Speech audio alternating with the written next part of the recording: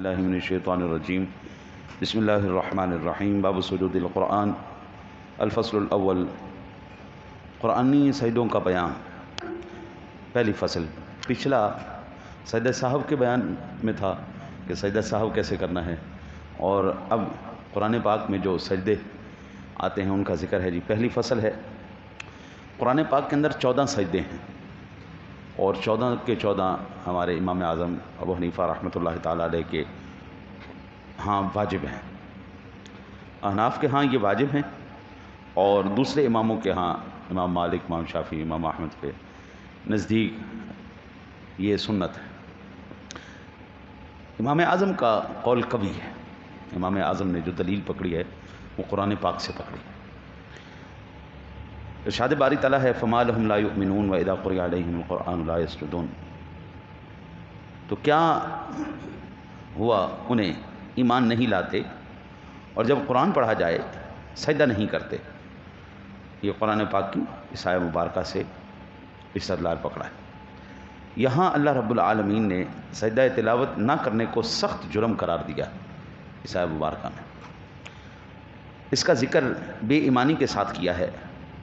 پڑھنے والے سننے والے دونوں پر سجدہ تلاوت واجب ہے، جو سن رہا ہے قرآن پاک اس پر بھی، جو پڑھ رہا ہے اس کے اوپر بھی۔ اچھا جی، اس سجدے کے لیے پاکی شرط ہے، مگر قیام شرط نہیں، سلام وغیرہ شرط نہیں۔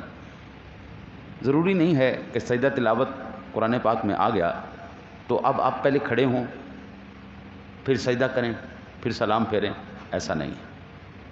قرآن پاک کی تلاوت کر رہے ہیں، سائڈ پہ ہو جائیں، سجدہ کر لیں، بس کافی، یہی سجدہ تلاوت۔ اب ہم حدیث پاک میں سنتے ہیں جی، عن ابن عباس قال سجد النبی صلی اللہ علیہ وسلم بالنجم وسجد معه المسلمون والمشركون والجن والانس، رواہ البخاری۔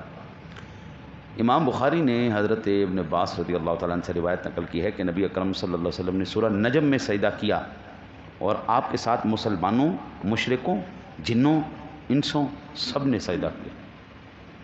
جب حضور سرور دو عالم صلی اللہ علیہ وسلم نے سورہ نجم تلاوت کی نا جی، تو اس کی آخری آیت میں سجدہ ہے۔ تو جب حضور نبی اکرم صلی اللہ علیہ وسلم نے یہ سنایا اور صحابہ نے سنا، حضور سجدے میں گئے تو صحابہ بھی سجدے میں چلے گئے۔ اس سورہ مبارکہ میں ایک آیہ مبارکہ ہے افرأیتم اللات والعزیٰ۔ لات و عزیٰ جو ہے یہ مشرکوں کے بتوں کے نام تھے۔ مشرکین نے لات و عزیٰ کا ذکر سن کر سجدہ کیا، یا پھر حضور نبی اکرم صلی اللہ علیہ وسلم کا ذکر پاک سن کر اتنا مرعوب ہو گئے، اتنا روب حضور کا ان کے اوپر طاری ہو گیا کہ وہ سجدے میں چلے گئے۔ اور بعض روایات میں آیا ہے کہ اس موقع پر شیطان نے حضور نبی اکرم صلی اللہ علیہ وسلم کی سی آواز بنا کر بتوں کی تعریف کی، یا بغیر قصد کے حضور علیہ السلام کی زبان پر وہ الفاظ جاری ہو گئے، اور جیسے ہی حضور کے زبان پر یہ الفاظ جاری ہوئے تو مشرکین نے یہ سمجھا کہ وہ ہمارے دین پر واپس لوٹ آئے ہیں۔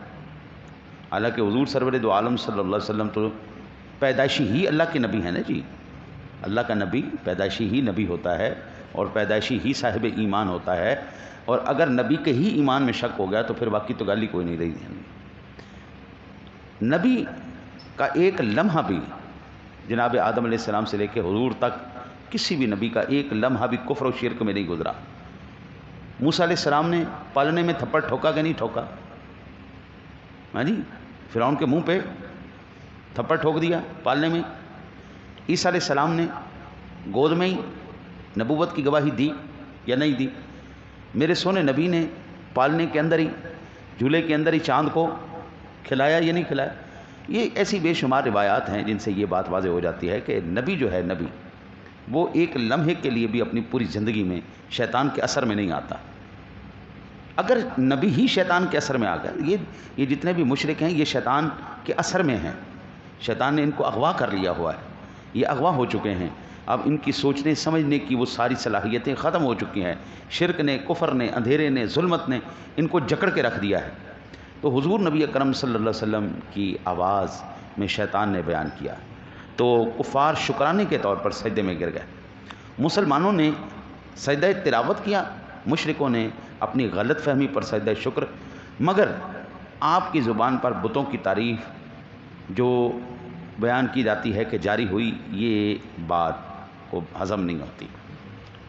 نبی کی زندگی سے ہم اگر دیکھیں تو یہ بات ہمیں بالکل ہضم نہیں ہوتی، یہ بات بالکل باطل ہے، جھوٹی بات ہے کہ حضور نے بتوں کی تعریف کی ہو، یہ بات بالکل غلط ہے۔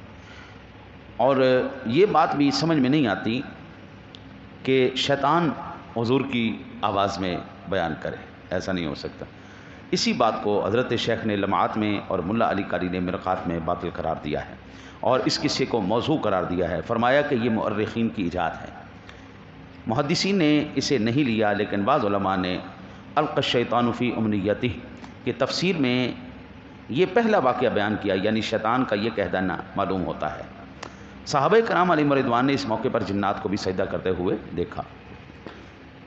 ایک بات یاد رکھنے والی، حضور نبی اکرم صلی اللہ علیہ وسلم کا فرمان علی شان ہے، تسموا باسمی ولا تکنطوا بکنیتی ومن رآنی فی المنام فقد رآنی فإن الشیطان لا یتمثل فی صورتی۔ جس بندے نے مجھے خواب میں دیکھا اس نے مجھ محمد کو ہی دیکھا، کیونکہ شیطان کو اللہ تعالیٰ نے یہ طاقت نہیں دی کہ وہ میری صورت اختیار کر کے کسی کے خواب میں آ جائے۔ حضور کی صرف صورت ہی نہیں، آج نا ڈیپ فیک ٹیکنالوجی آ چکی ہے۔ ڈیپ فیک ٹیکنالوجی کیا ہے؟ شکل بھی آپ کی، حرکتیں بھی آپ کی، لیکن کام آپ نے نہیں کیا ہوگا، لیکن آپ نے وہ کام نہیں کیا ہوگا۔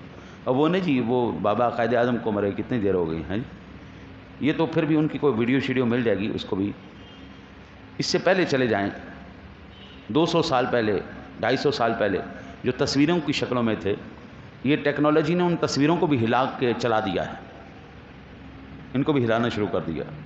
جو عام بندہ ہے اس کی منہ کسی کا لگا دو، حرکت کسی سے کروا لو۔ مثال کے طور پر میں ساری زندگی میں کبھی گلیوں میں نہیں کھیلا، سڑکوں پہ میں نہیں گیا، جو عوامی ہلڑ بازی کے ہیں پروگرام میں کبھی بھی نہیں گیا۔ اب کسی بار شرارت کرنے والے بندے کے چہرے کو میرے چہرے پہ لگا دیا جائے، یعنی میرا چہرہ اتار کے اس کے اوپر لگا دو، دنیا کا کہ دیکھو جی مولوی نے کی ہو گیا، مولوی کی جا رہی۔ یہ ڈیپ فیک ٹیکنالوجی آ چکی ہے۔ ٹیکنالوجی جتنی مرضی ایڈوانس ہو جائے، شیطان سے ایڈوانس نہیں ہو سکتی، وہ سب شیطانیوں کا سردار ہے، شیطان سے ایڈوانس نہیں ہو سکتی۔ اور شیطان وہ ہے جو میرے نبی کی نہ آواز اختیار کر سکتا ہے اور نہ ہی شکل اختیار کر سکتا ہے۔ فون آ گیا نا جی، فون تو کئی منڈیاں نے کڑیاں دی آوازاں لا کے نا جی لکھاں روپے لٹ لے۔ ساڈے دیسی بھی بیچارے ایویں کڑی دی آواز سنی نہیں تو بس بیچارے پڑ گئے نہیں، یعنی ذری جی کڑی نے کوئی ہیلو ہائے کی تھی، وہ بھی کنجر پھر انسان بن گئے نا، کڑیاں بن کے انہوں نے لٹیا جناب، دب دب کے تھے، وہ بھی جو ہیلو ہائے وہ بھی بیچارے لٹے گئے۔ ہاں جی، موبائل زندہ باد۔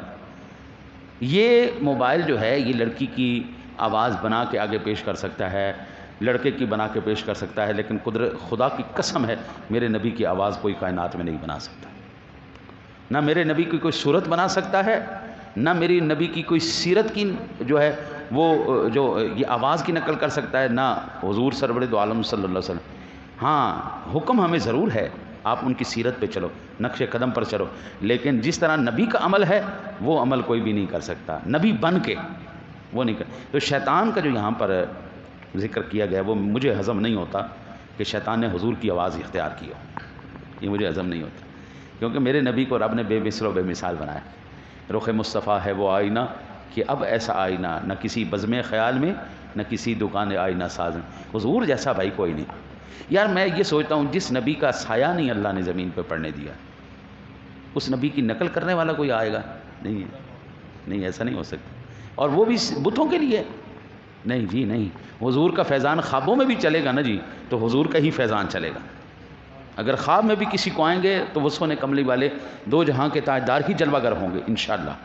اللہ آپ کو بھی زیارت نصیب کرے، اللہ مجھے بھی زیارت نصیب فرمائے۔